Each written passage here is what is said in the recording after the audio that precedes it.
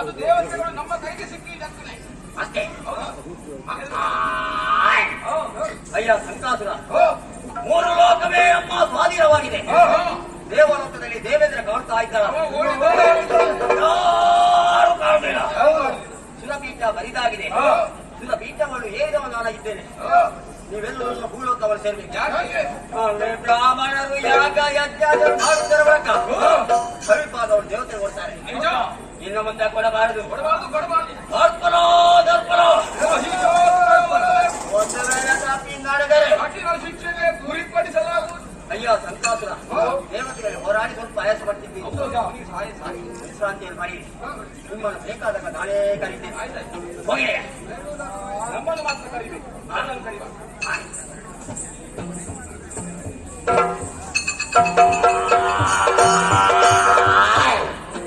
ಅದ್ಯಾರು ಸಂಚಾರ ಮಾಡ್ತೀವಿ?